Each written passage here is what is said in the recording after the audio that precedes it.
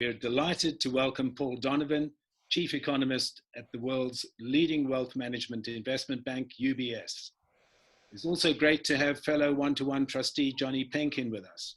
Johnny is Chief Executive of the South African operation of Goldman Sachs and will introduce tonight's webinar on COVID and the global economy. Great to have you co-hosting this evening, Johnny. And a warm welcome back to the UK's leading commentator on all matters, Lord Daniel Finkelstein of The Times, our super host of one-to-one live stream events.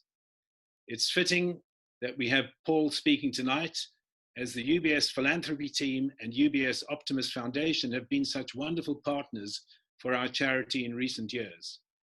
We have a shared vision of how we develop and scale our mentor-mother community health model to fill critical gaps in mother-child healthcare in South Africa, starting in the Eastern Cape, the most challenging region of the country. And many in the UBS philanthropy team and their clients have seen this inspiring work firsthand. And what they've taken away from all of this is one common feature, which is the empowerment, the charisma, the strength of these women that are trained to go into homes and deliver healthcare, and the authority and the knowledge that they go in with. Our mentor mothers are now on the front line in the increasingly stressed Eastern Cape, which was featured, the Eastern Cape was featured last night on News at 10, on the BBC News at 10, and horrifying documentary on entitled Hospital of Horrors.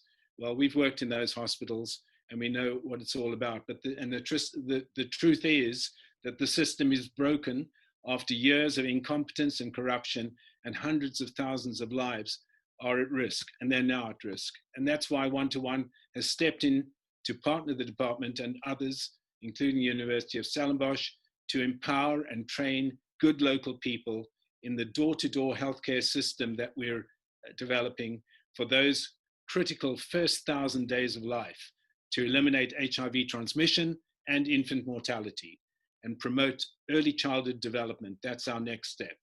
And ultimately, to hand back a proven model, a holistic model, to government.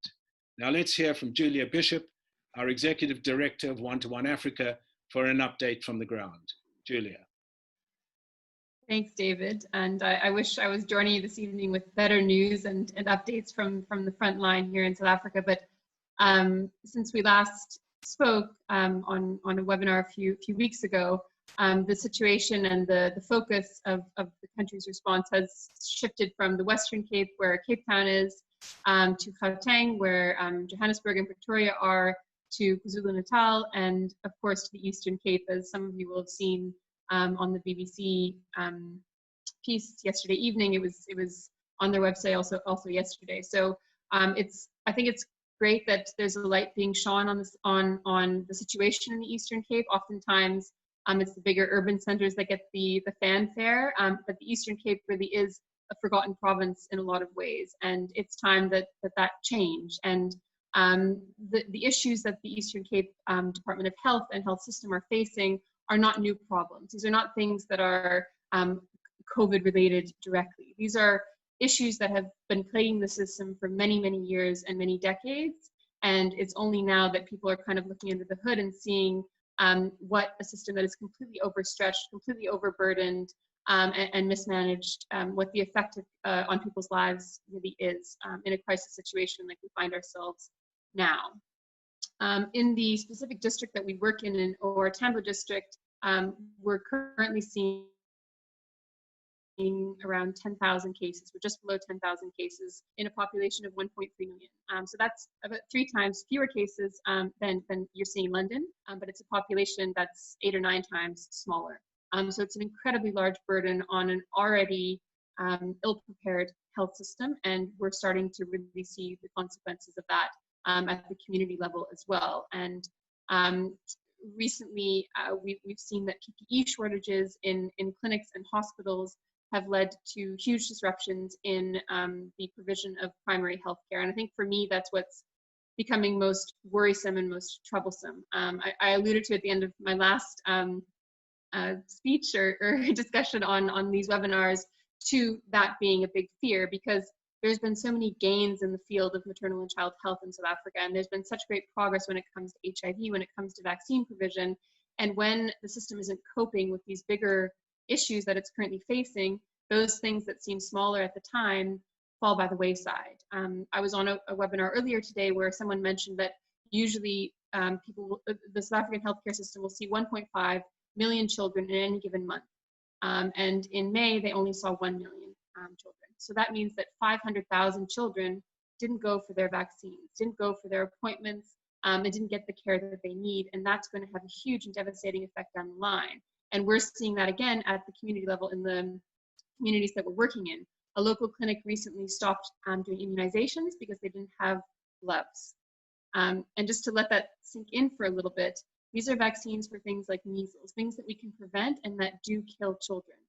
And by not having something as simple as gloves, they're not able to give that vaccine. And that might be okay for 1 month, but as this drags on and goes on, I mean, we're not near the peak yet, and this is already happening. And that to me is what's really frightening and really scary, specifically in the context that we're working in, where we're really trying to promote this basic primary healthcare services. And through the support of a lot of you and our one-to-one family, we've been able to provide PPE for clinics and for our mentor mothers. And for me, they really are what kind of keeps me going and what is the beacon of hope in all of this, because despite all the challenges that they're facing, despite all the challenges in their community and in the health system that they work with and alongside, they still managed to do 6,000 follow-up calls and visits over the first 3 months of the lockdown. So that's 3,000 engagements with mothers and children that so desperately need their help. And I think for me, that's really what keeps me going, to see that in the face of all of this, there's such dedication and such commitment to the aims that One-to-One is always committed to in the communities that we work in. And I know that with them on the ground and in the field, that we will get through this if we have the right material, if we have the right support system and mechanism to be able to fill the gap that the government health system isn't able to right now. So thanks very much, and David, I'll hand it back over to you. Thanks so much, Julia. You, Emma, Afikele, and the team, you're doing such amazing work, and we're with you all the way. As you just heard, we'll need supplies of PPE for months, maybe years to come. And I think by the calculations we made earlier today, we'll need about another, on top of what we've of our normal budget, we'll need another 80,000 a year to sustain this and make sure that all the clinics in our area, the community are have the PPE that they need in order to save lives. It's as simple as that. So if you haven't had the opportunity to do so yet and you'd like to contribute to our Save a Life appeal, please visit our website, or you can even send me a private message through the chat. So now, thanks again to the team in the Eastern Cape. And it's over now to Johnny to introduce our much anticipated webinar conversation. Johnny.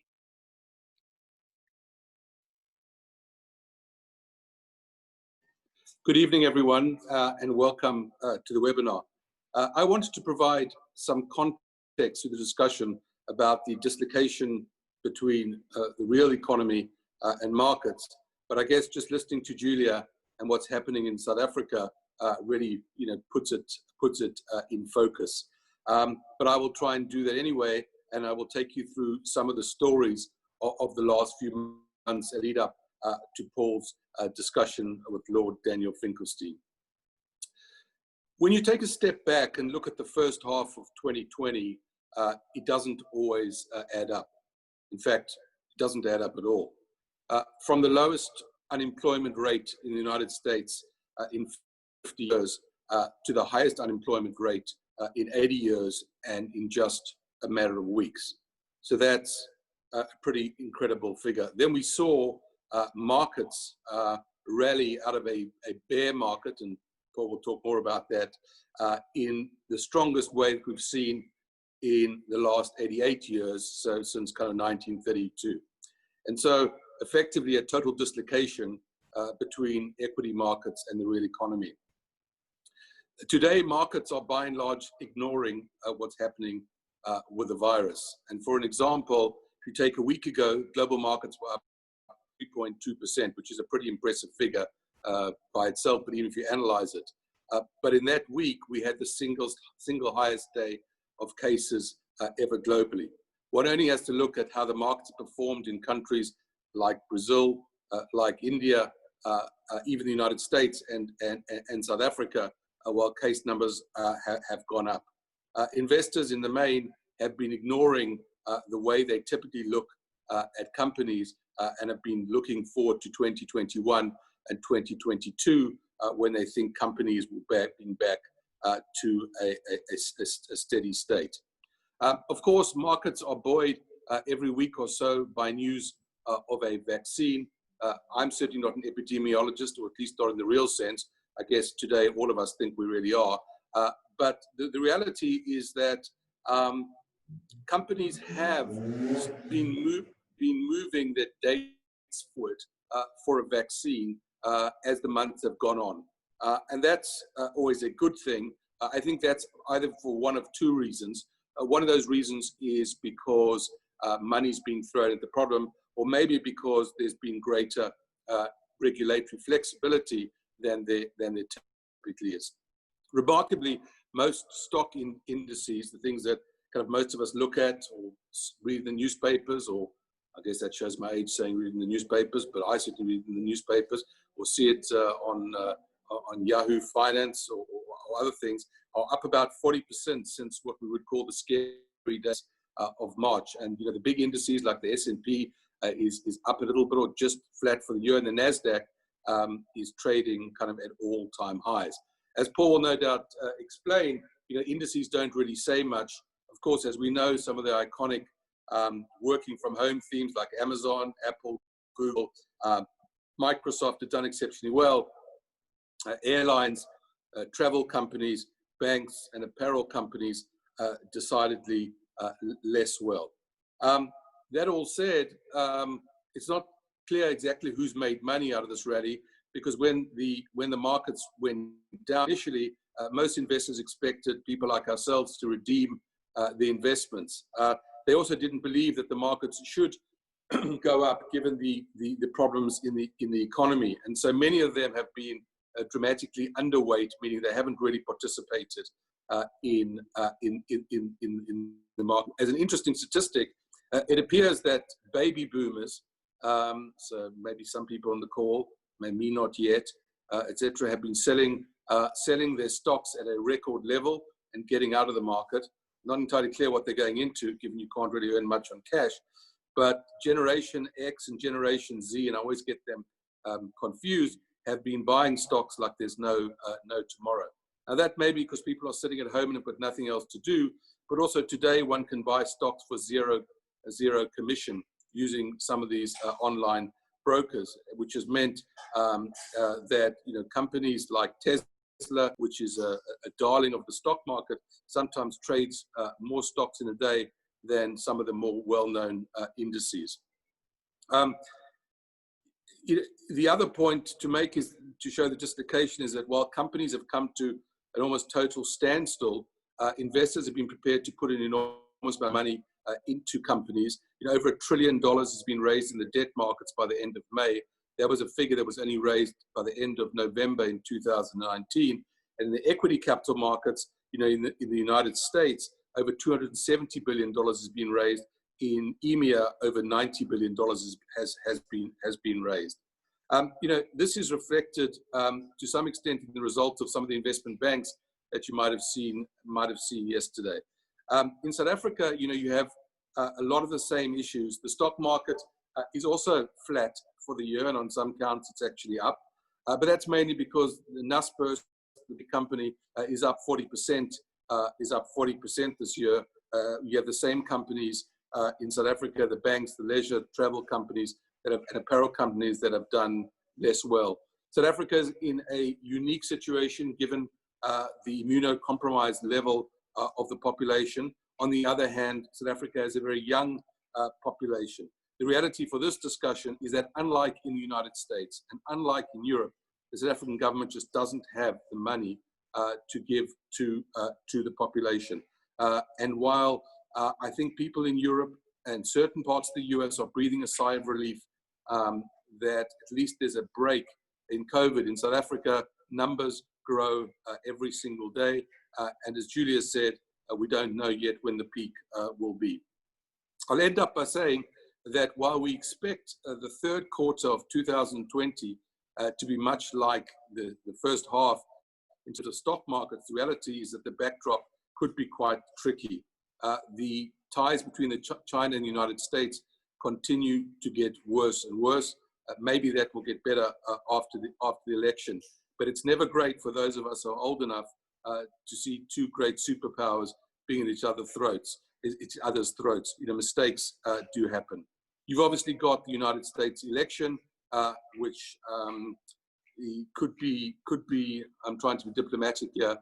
Could bring great changes to that country.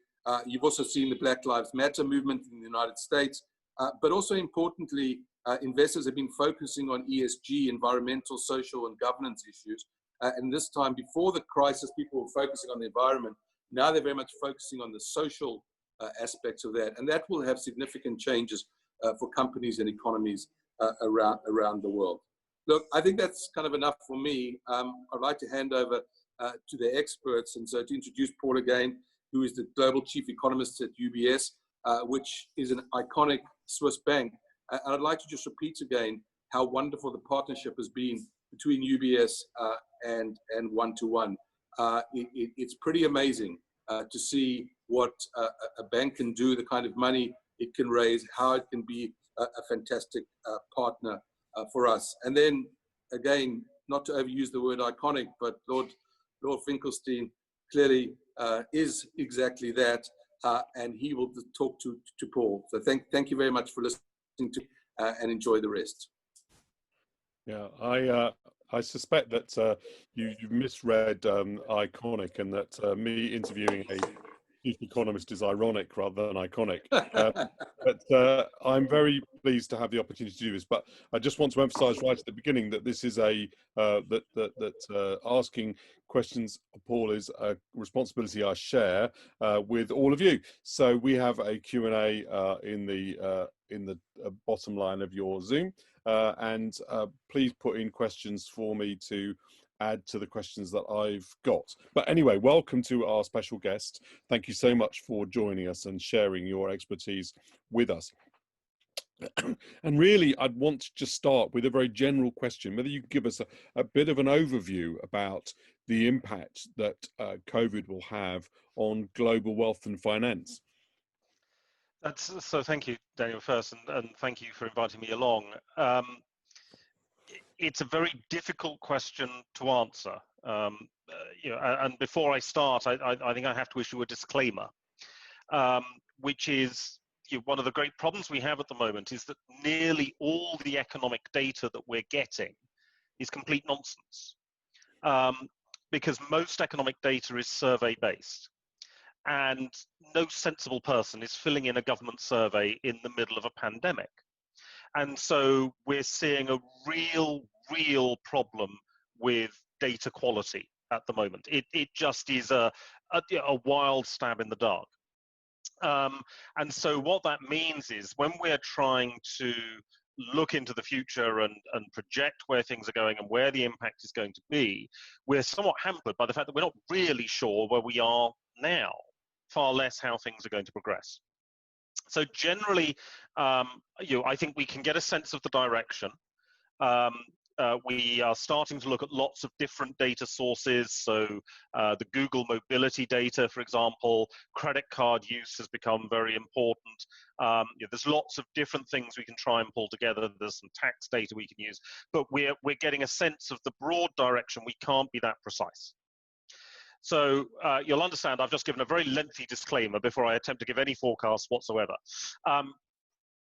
what I would say is that when we are looking at the virus and its impact on the economy and its impact on, in the wider sense, in the financial markets, we have to consider what it is which really has the impact. Now, this is going to sound perhaps a little callous, and I really don't mean to. I fully understand the horrific human cost that is coming out of this. We just heard from Julia. I mean, it really is an enormous challenge. But when we look at the economy, the virus is not very important. It isn't the virus that is doing the economic damage. It is fear of the virus that is doing the economic damage. And I think it is very important to understand this because, for example, what we are seeing in the US at the moment is a rising number of cases, a rising infection rate. I mean, the chart of cases is very significant, but fear of the virus, in spite of all these cases, is a lot lower than it was 3 or 4 months ago, because we know a lot more about it, because we've got a better understanding of how to treat it, because we've got a better understanding about what the fatality rate actually is, those groups that are most at risk. So people are less afraid of the virus, even though the virus itself is more severe. And what that means is that the economic damage of this resurgence in cases in the United States has been diminished. So what I think we are going to be seeing in broad terms in the economy is, in Europe and the United States, a relatively strong bounce back in the third quarter. And that's going to be led by consumer spending.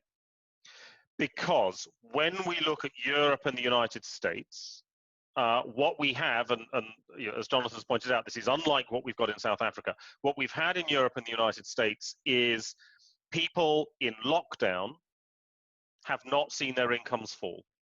In Europe, about 85% of people have had no loss of income during lockdown.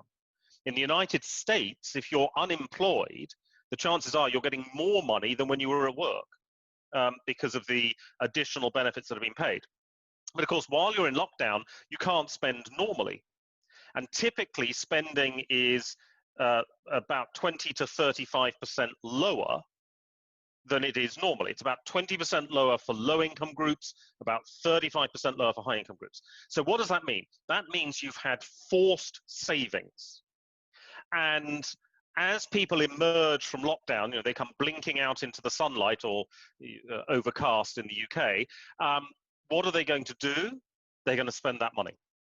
And that's exactly what we are seeing happening, that the accumulated savings, I think, are going to be spent. It's a bit like getting a tax rebate. It's a sudden windfall. You didn't expect to get this, but most people have saved about a month's income, and they're likely to go out and spend this on what we call consumer durable goods. So that's, you know, televisions, electronics, washing machines, you know, that sort of thing. And so that's what we're looking to support the economy in the near term. But of course, once that money has been spent, and it will be spent within about 6 months, then we're back to a harsher reality with higher unemployment. We'll be going back to a trend rate of growth, I think, or near trend rate of growth, supported by fiscal policy, but there will be more people out of work.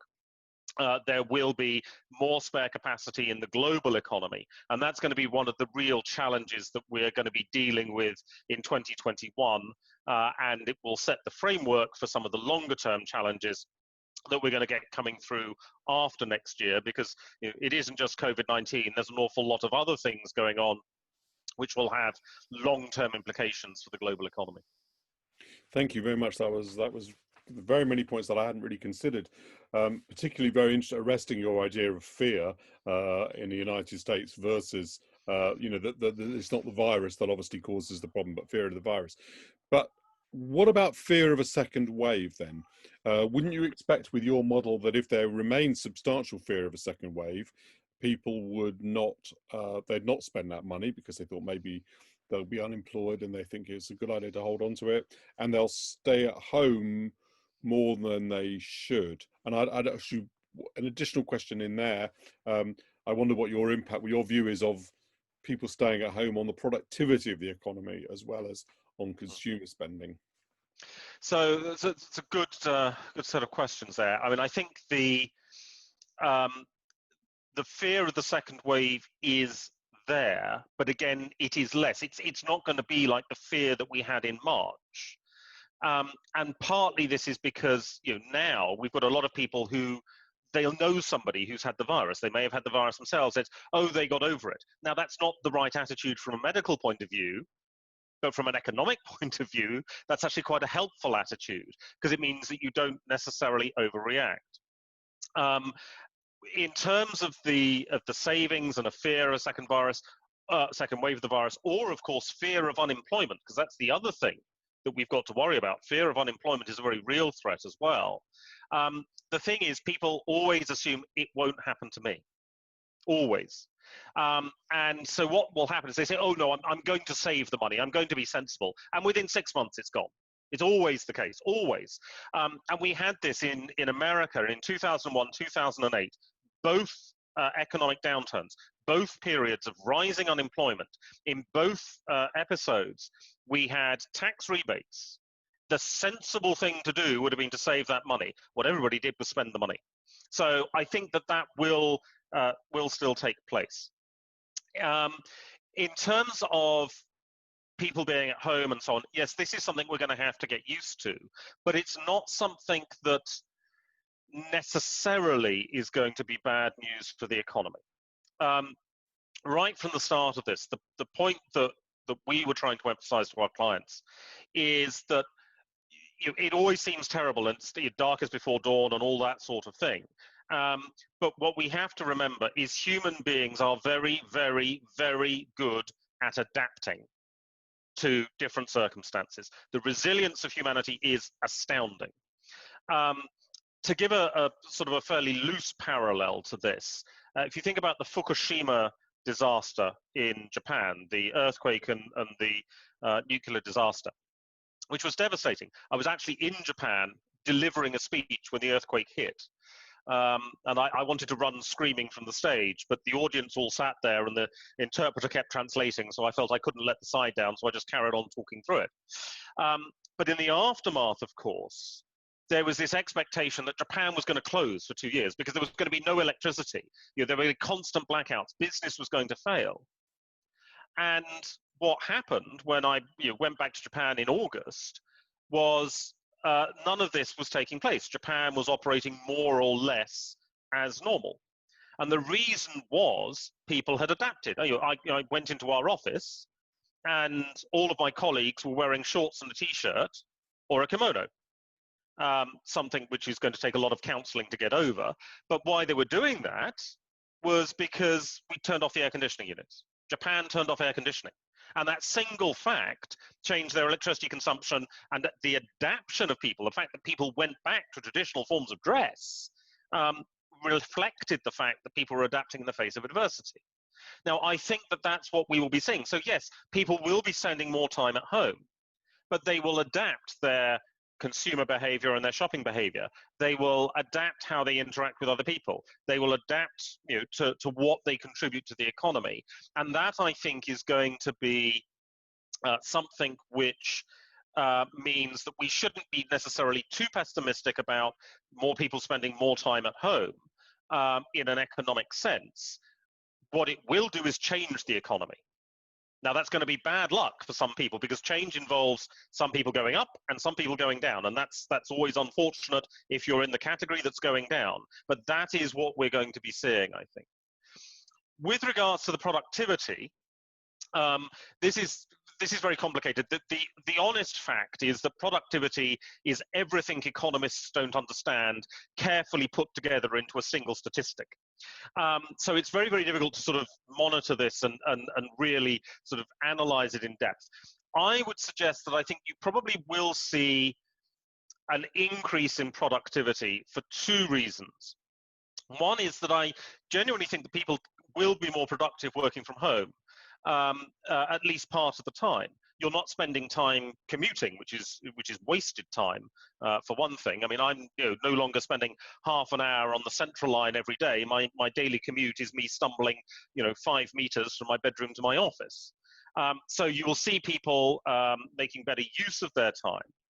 And the other thing that comes through, which is less fortunate, but which will boost productivity, is that a lot of relatively low productive jobs in, for example, the hospitality industry, very essential jobs, but not jobs which tend to add much to productivity. Those are the jobs that are most at risk in this situation. And so we will be effectively losing lower productivity jobs and keeping higher productivity jobs.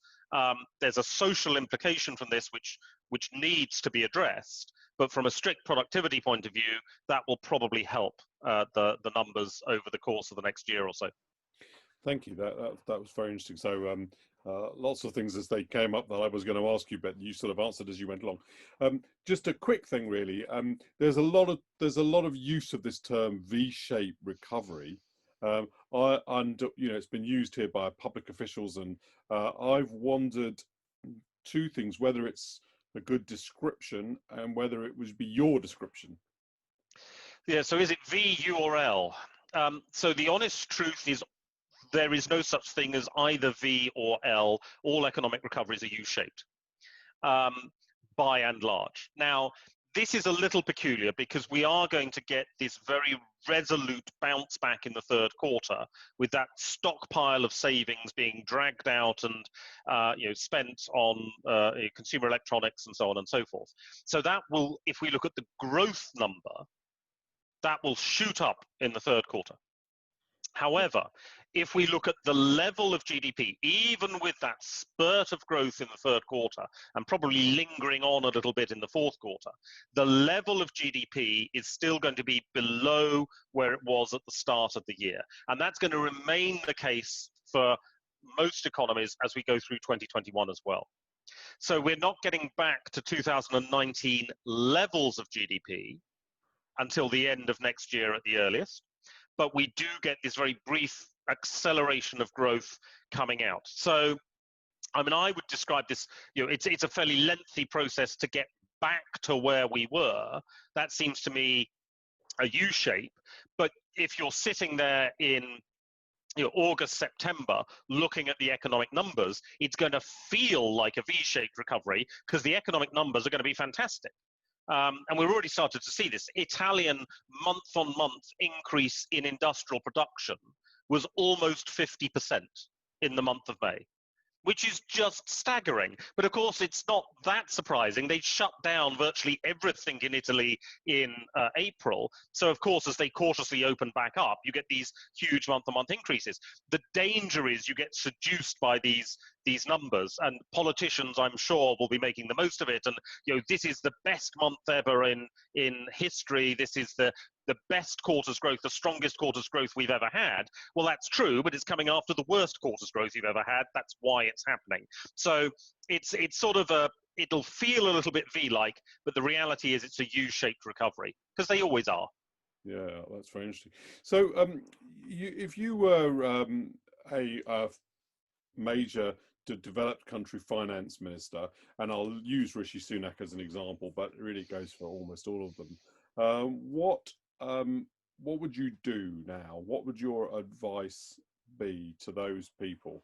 What action should they take about in the situation that they are in? Just to give you an example, you've got this huge amount of debt. Do you bother to do anything about it at any point now or in the future? Then there's the more tricky question of structural deficit. Is the deficit that you end up with truly to be regarded as structural, considering that it's actually contingent on something? But on the other hand, you may think, well, we're going to be growing, we're going to be less rich than we were for a long time, and all the numbers are built into being more rich. So what is your, but you could just wait it out. So I'm wondering how rigorous you think one should be in these circumstances. So it's not going to be quite the same for all countries. And partly that's because I think some countries will find it somewhat easier to change to the new environment than others will. So there's going to be a tougher transition for some. So in actual fact, in this regard, the UK is actually in a fairly strong position. because about 45% of jobs can be done from home in the UK, full time. That's not the case, say, in Germany, where only about a third of jobs can be done from home. Because whilst self-evidently an economist can do their job from home, it's quite difficult to build a BMW in your back garden. And so the different structures of the economy position you somewhat differently as we start to change. Think about online retail sales. The UK already had very, very high levels. It was number one or number two, fights with Korea for the top spot in terms of online retail sales. About a quarter of UK retail sales pre-crisis were done online. Now it's well over a third. And again, the UK has just sort of embraced this. But a country like Italy, which is about 5%, I think, is online retail sales, they don't have the infrastructure. They've got to build all that up before they can really get going and adapt. So different economies have got different problems to tackle. With regards to the debt, I don't think this is a problem, to be honest. We're not talking about supremely large amounts of debt for the most part. The UK, Germany will probably end up with debt GDP ratios of about 100%. In 1946, the UK's debt to GDP ratio was 243%. We've been far worse than this in the past and managed to survive perfectly well. The countries which will have problems with debt are the countries which have to look abroad to finance. Because the key question when it comes to debt is always, with government debt at least, it's not the size of the debt. The size of the debt is not necessarily that important. It's who do you owe the money to? That's always the critical question. So if you think back to the last crisis after 2008, why did Greece have a crisis and Italy didn't? They both started with roughly the same debt GDP ratios. Well, the answer is that Italian debt was owed to Italian grandmothers and Greek debt was owed to the Germans. And one of the first things you learn in life is do not borrow money from the Germans because they want it back. And of course, the Italians effectively could control both the borrowing and the lending, whereas the Greeks could control the borrowing, but they couldn't control the lending because it was the Germans that were doing the lending, and the Greeks had no control over that. Now, if we look at most major economies today, I would argue that the ability of economies to finance their debt at low interest rates is there. It does come with costs, but we will see, I think, what we call financial repression. Now, this is essentially where the government has a quiet word with the banking sector or the life insurance sector or the pension funds and says, we think it would be a jolly good idea if you bought some government bonds. And if you don't, we'll change the law and make sure you think it's a good idea to buy some of these bonds. So you're basically forced by regulation into buying government bonds. And that repurposes this pool of savings that's always there, it's always been there, and it allows the governments to finance their debt. So that's where I think we're going with the debt side. To my mind, the challenge now is we're moving away from the put everyone on furlough, bail people out stage. I mean, that's been done well, I think. The next stage is to accept that there are going to be businesses that have closed. There are going to be people who are unemployed. You cannot stand there like King Canute and hold back the tide of change. This is going to happen. So how do you go about moving resources around the economy, encouraging people, retraining people to go into new jobs? How do you structure that efficiently as a government spending program? And that's going to be the next big challenge, because what we don't want is to have government programs that are saving the economy of the 1990s. We want government programs that are building the economy of the 2020s. That's what we've got to be seeing. Okay, well, we're going to come on to exactly that question in a second. Just to remind everybody that the Q&A is open, and I'm looking forward to your questions as well as my own. So you'll find that on the bottom of your screen.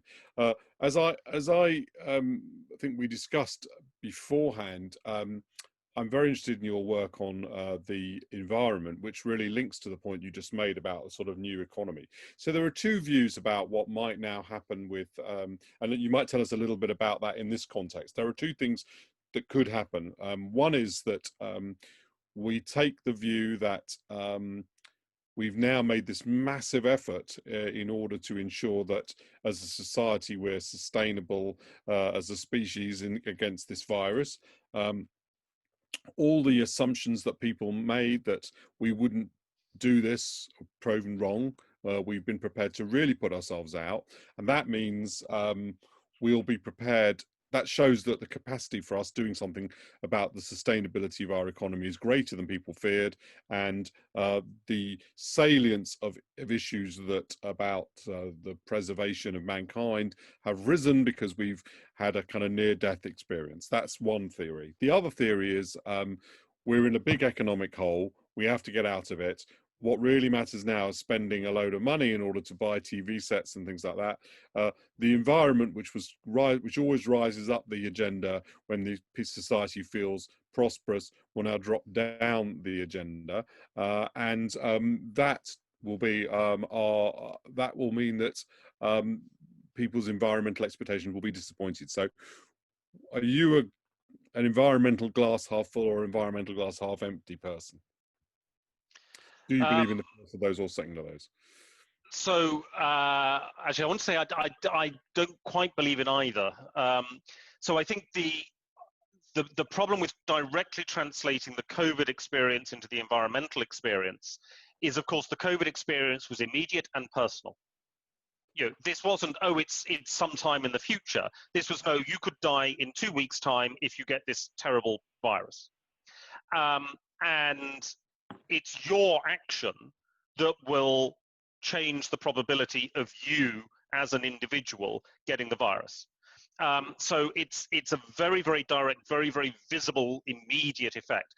The great problem we've always had with environmental economics is it's full of what we call externalities. So, if I recklessly use electricity here, that might create carbon emissions, which probably don't do a great deal to me personally sitting in the middle of the English countryside, but can have significant implications for communities in coastal regions in Asia, for example, because of flooding and climate change and et cetera, et cetera. So it's that very, very different perspective that we get coming through.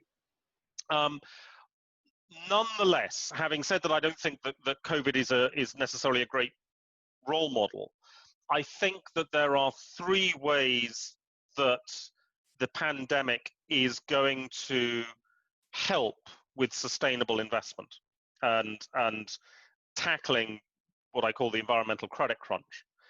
So the first of these is that the fiscal proposals that we're seeing have all been covered in a very generous coating of green paint. Governments realize that they need to do something. Now, we can criticize, and I will no doubt spend a lot of time criticizing the detail of these proposals, and some of it will be wasted money and all of that stuff. But there is a conscious effort on the part of governments to come through with some kind of green angle to a large fiscal stimulus. And while some of the money will be wasted, that is got to be a positive. The second thing, I think, is the abrupt stop that we have had, which has allowed some governments, mainly local governments, to consider restructuring. So Milan banning cars from the centre of Milan, saying, no, we've managed without cars for 3 months, we're managing without cars, that's it. London talking about restrictions on traffic, pedestrianisation of various areas to help businesses, but of course it also does offer help to the environment. So that too is a positive. But the real positive for me, I think, is that what COVID-19 has done is accelerate the changes of the 4th industrial revolution. Now, this is the robotics, automation, robot overlords taking over before too long. That, I think, is going to be something which ultimately improves efficiency. A lot of what we're talking about with the 4th industrial revolution is minimizing waste, doing more with less. Now, a lot of the time we think about this in an economic sense, but of course, if you're minimizing waste in an economic sense, you're also minimizing waste in an environmental sense. And so if we go through this process faster, I think that's going to be very beneficial to the economy. And what we will end up with is a more environmentally efficient economy over time. Better use of resources, less waste, and that for me is the real environmental benefit that comes out of this situation. Thank you. Well, I've got some questions here and I'm going to put them to you. The first one's from Mary McLeod. Hello, Mary. What would the impact of the breakup of the union be on economic recovery? So which union are we talking about, the European or the United States? I think we're talking, I think knowing Mary, this will be a question about the union of the United Kingdom, actually. Right, okay. This is a very, very tricky question. I think that you have to assume that if Scotland leaves, which I think is the first instance, if you're going to have this as a scenario, you will have an immediate problem, which is the monetary union. Because Scotland will, in that situation, be leaving the monetary union. Now, that is going to create enormous problems for Scotland, for parts of the financial system, which would need to be resolved. If those problems are not resolved in advance, and they were not resolved in advance of the last independence referendum, then that would be very damaging to the Scottish economy and disruptive to the rest of the United Kingdom. If we think about it in terms of trade and integration, excuse me, I think that that would be also a net negative. I mean, clearly, what you would be doing with the breakup of the union is imposing restrictions on free movement of goods, free movement of services, free movement of people. You would also, I think, be running a risk of increased prejudice. This is all very disruptive to an economy. I mean, particularly at the moment, what we need is the right person in the right job at the right time. And any barriers, political barriers, which come in that in the way of that, end up being disruptive to the economy. And I would argue, as we go through these technological changes, become increasingly disruptive. So I think that that would be an additional negative. There's also a huge complication about what you do with the national debt if you're going to start breaking up a country, and how that is dealt with. So it's very, very hard to see any kind of anything other than a negative scenario coming out of a breakup of the UK's political union. Thank you. Okay, so Ian Lucas has an interesting question here about the problem of restarting education. What is the interaction between that and the economy? So I'm a big, big fan of education. It made an enormous difference to my life personally, and I think it's hugely important in the economy with the economic challenges we're facing. But there is a question about what you mean by education these days. So education is not learning facts from a book. That's not very much value added. And I don't care if you've got a university degree. If you got that degree by memorizing a textbook, you're a low-skilled worker. Because the moment the textbook goes out of date, and it will, your education becomes worthless. So education is more than just what we learn in schools or at universities.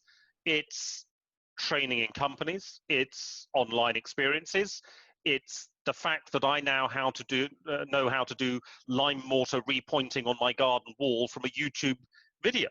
I mean, that is education, that's the flexibility. So I think, yes, absolutely, we do need to restart formal education. Formal education in this country has two roles.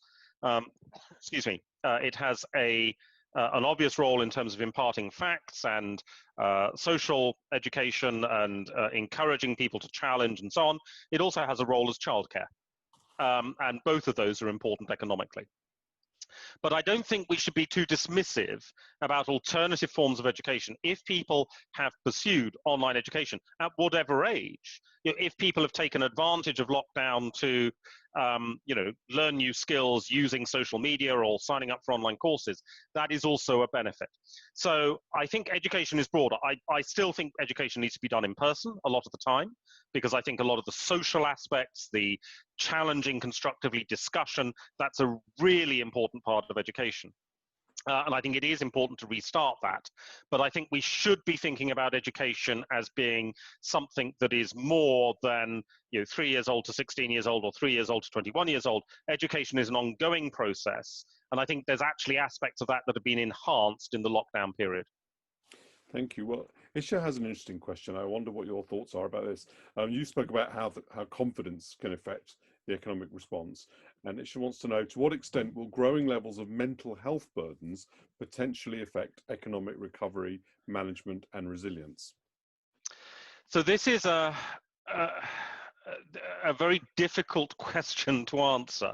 As an economist, I mean, it is undoubtedly the case that stress reduces productivity. I mean, there are countless studies of this. But of course, people react differently in different circumstances. Some people can find working in an office to be very stressful. They have social anxiety. They're in a team which doesn't perhaps function very well. They're concerned about family issues. They're targets of prejudice in the workplace. All of those things reduce your productivity. And transferring to working in a home environment may change that, potentially. If you're an introverted person rather than an extroverted person, maybe that too is a benefit. On the other hand, a lot of people miss the social interaction and finding it very, very difficult. People living alone may find it more difficult as well. So you've got different groups reacting differently here, and because this is such an unusual situation, it's not clear how this is going to pan out. The one thing I would note with some hesitation is that periods of economic adversity as a challenge, whilst stressful, can also bring out a resilient spirit in people. So one of the rather peculiar facts is that suicide rates tend to go down when the economy is weak, because people sort of feel that they've got something to prove. They need to go out. You get a better sense of community coming through, and there has been, I think, an upsurge in community spirit. The NHS volunteer take up, not that it was used very much, was a good example of that. So I think that is an offsetting factor. But the bottom line is, if you end up with a lot of stress in the economy, then that will be a negative for productivity.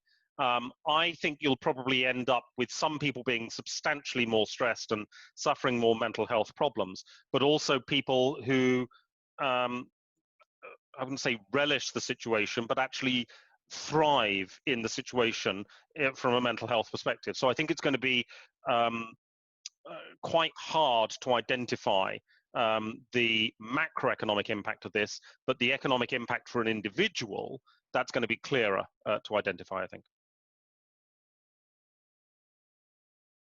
You're on mute, Daniel. I've got it, yeah. Thank you.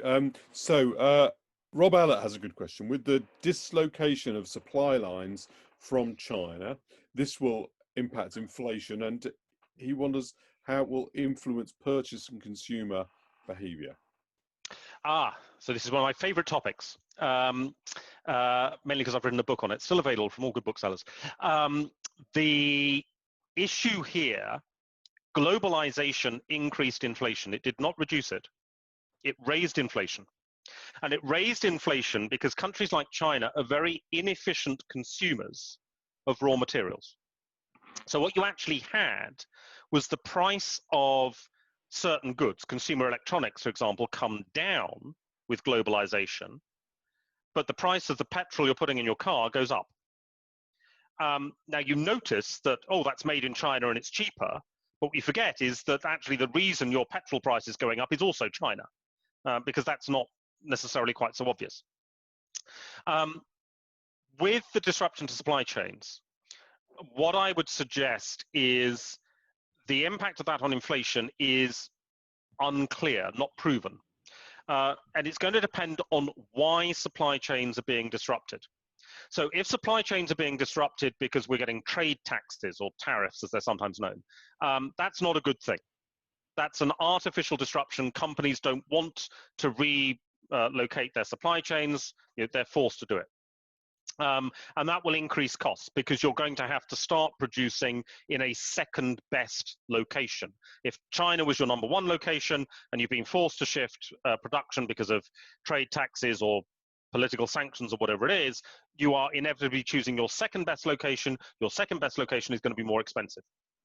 However, there is also a localization trend which is being driven by cost efficiency.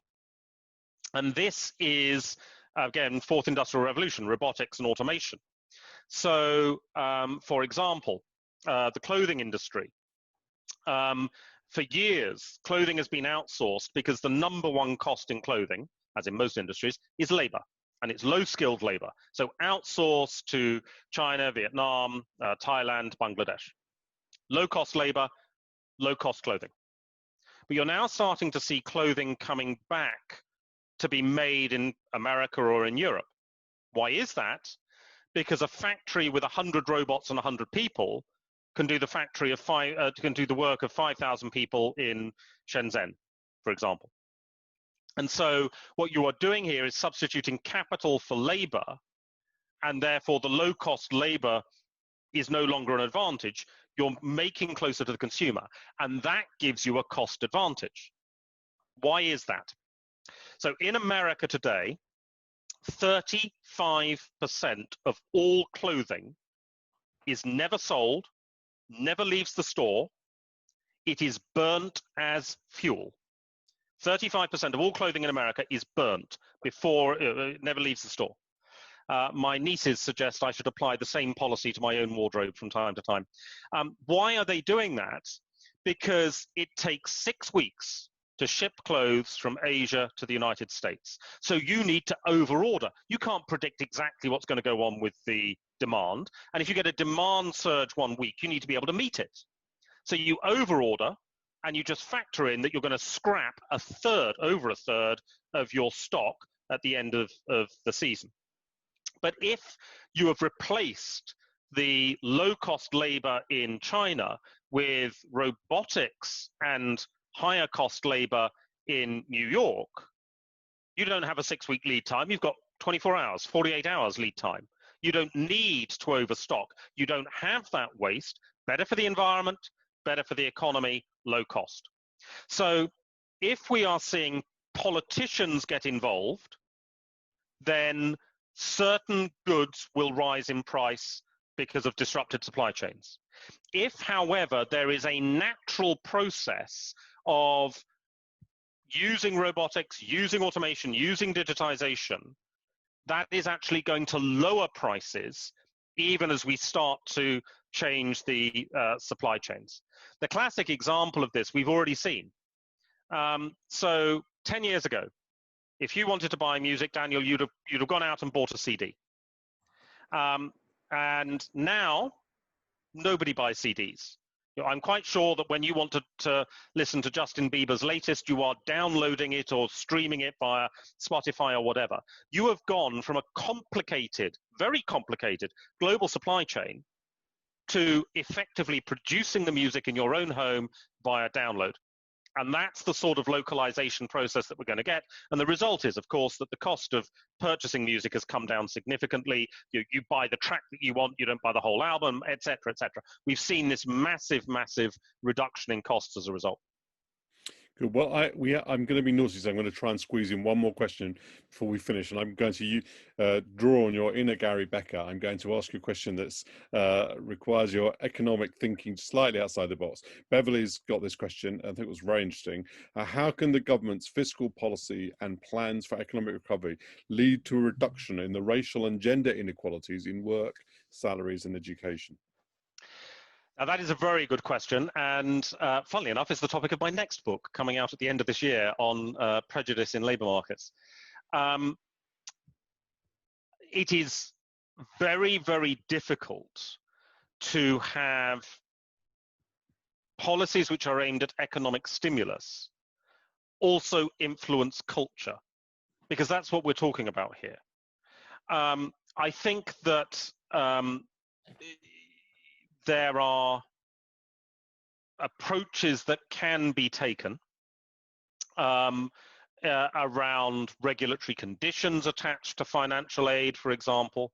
But for the most part in this country, the legal equality is relatively good. I mean, there are still emissions conversion therapy is one which is currently in the headlines, for example, which is still lamentably legal in this country.